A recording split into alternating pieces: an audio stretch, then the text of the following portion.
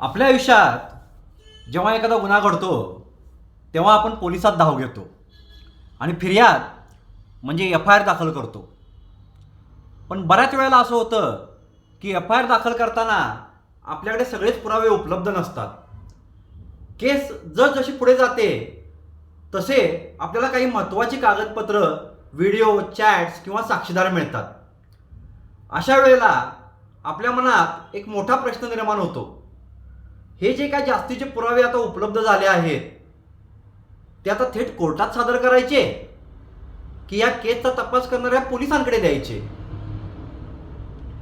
अनेक वेळा फिर्यादी इथेच एक मोठी चूक करतो, ज्यामुळे त्यांची जिंकणारी केस सुद्धा कोर्टात कुमकुवत होते.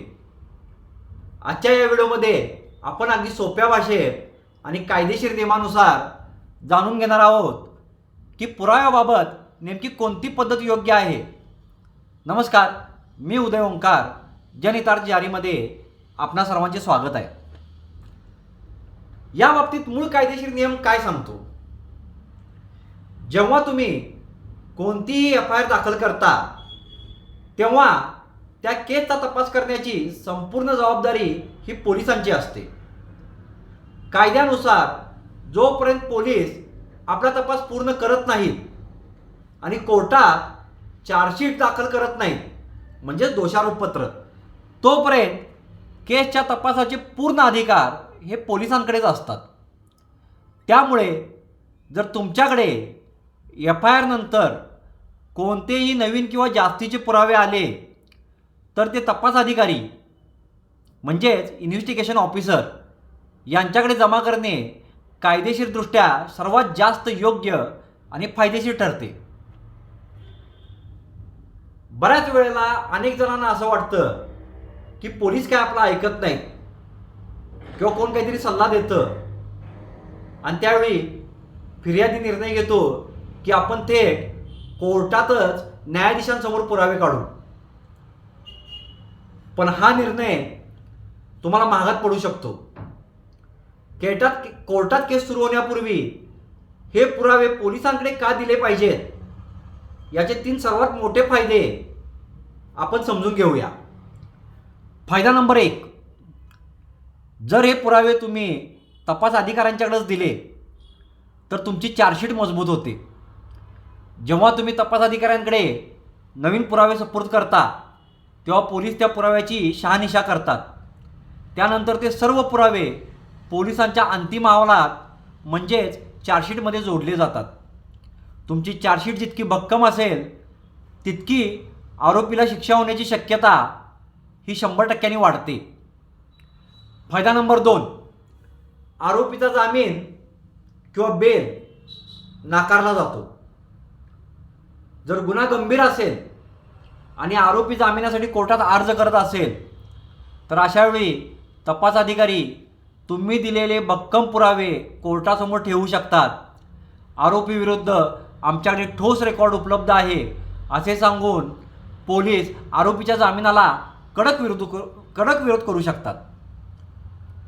फायदा नंबर 3, आरोपीच्या वकिलाला संशयाची जागा राहत नाही. हा खूप महत्त्वाचा मुद्दा आहे.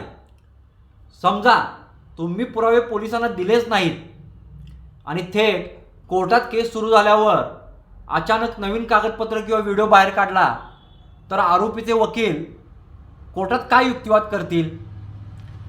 ते म्हणतील हा पुरावा पोलिसांनी गोळा केलेला नाही, हा पुरावा नंतर खोटा रचला गेला आहे. अशा वेळी कोर्टात तुमच्या पुराव्यावर संशय घेतला जाऊ शकतो. हा धोका टाळायचा असेल तर पुरावे आधी पोलिसांच्या रेकॉर्डवर आले पाहिजेत. हे पुरावे मात्र पोलिसांना देत असताना तुम्हाला काळजी घ्यावी लागेल. ज्यावेळी एफ आय आर दाखल झाल्यानंतर तुम्ही हे पुरावे पोलिसांना देत असता त्यावेळी ते डोळे झाकून देऊन चालणार नाही. इथे तुम्हाला एक महत्त्वाची काळजी घ्यायची आहे. बऱ्याचदा तक्रारदार पोलिसांकडे कागदपत्र घेऊन जातात पण ते पोलीस ते रेकॉर्डवरच घेत नाहीत. मग करायचं काय? तुम्ही जे काही जास्तीचे पुरावे देणार आहात उदाहरण bank statement, call recording, photo किंवा चार्ट्स, त्याची एक व्यवस्थित लेखी यादी तयार करा. त्या अर्जासमोर म्हणजे त्या यादीचा एक अर्ज तयार करा. त्या अर्जासोबत पुराव्यांच्या प्रती जोडा यादीनुसार. आणि सर्वात महत्त्वाचं म्हणजे तो अर्ज तपास अधिकाऱ्याला दिल्यानंतर त्या अर्जाच्या दुसऱ्या कॉपीवर पोलीस स्टेशनमधून अधिकृत शिक्का आणि तपास अधिकाऱ्यांची सही असलेली पोचपावती घ्या व ती तुमच्याकडे सुरक्षित ठेवा. म्हणजे भविष्यात जर ते पुरावे तुम्हाला कोर्टात आले नाहीत, चार्जशीटला जमा झाले नाहीत, तर मात्र तुमच्याकडे हा ठोस पुरावा असेल की आम्ही वेळीच पोलिसांना हे सगळे पुरावे दिले होते. त्यामुळे त्यावेळेला हे पुरावे तुम्हाला कोर्टासमोर आणताना फारशी अडचण येणार नाही. जर तपास अधिकारी तुमचे पुरावे घेतच नसतील किंवा ते आरोपीला सामील असतील तर मात्र काय करायचं? अशा अपवादात्मक परिस्थितीमध्ये तुम्ही कोर्टाची मदत घेऊ शकता. जर पोलीस सहकार्य करत नसतील तर तुम्ही तुमच्या वकिलांच्या मार्फत कोर्टात कलम 91 CRPC किंवा नवीन BNSच्या संबंधित कलमांतर्गत अर्ज करू शकता आणि ते पुरावे कोर्टाच्या रेकॉर्डवर आणण्याची विनंती करू शकता. किंवा जेव्हा कोर्टात केस एव्हिडन्सच्या स्टेजला येते म्हणजे पुराव्याच्या स्टेजला येते तेव्हा तुम्ही सरकारी वकिलांच्या माध्यमातून किंवा न्यायालयाच्या परवानगीने ते पुरावे थेट न्यायाधीशांसमोर सादर करू शकता. पण हा पर्याय पोलिसांनी नकार दिल्यावरच वापरा. थोडक्यात सांगायचं तर पुरावे आधी तपास करणाऱ्या पोलिसांनाच द्या आणि त्यांची लेखी पोचपावती घ्या.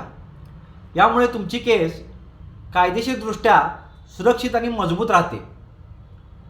बऱ्याच वेळेस तपास अधिकारी व आरोपीचे संगनमत झाले असेल व तुम्ही जादाचे पुरावे तपास अधिकाऱ्यांना देण्यास गेला असता व त्या पुराव्यामुळे आरोपी अडचणीत येणार असेल तर तुमच्या अज्ञानाचा फायदा घेऊन तपास अधिकारी सदर पुरावे कोर्टात सादर कराव्यास सांगतात व तोपर्यंत ते पुरावे जतन करण्याचा तुम्हाला सल्ला देतात. म्हणजे थोडक्यात काय, तुम्हाला मिसगाईड करतात. परंतु ज्यावेळी तुम्ही ते पुरावे केसच्या सुनावणी दरम्यान कोर्टात सादर करता त्यावेळी आरोपीचे वकील तुम्ही सादर केलेल्या पुराव्यावर आक्षेप घेतात व याचा फायदा आरोपीला मिळतो. त्यामुळे तपास अधिकारी हे काहीही सांगू देत, नेहमी लक्षात ठेवा, जादाचे पुरावे हे पोलिसांकडेच द्यायचे व त्याची पोच घ्यायची.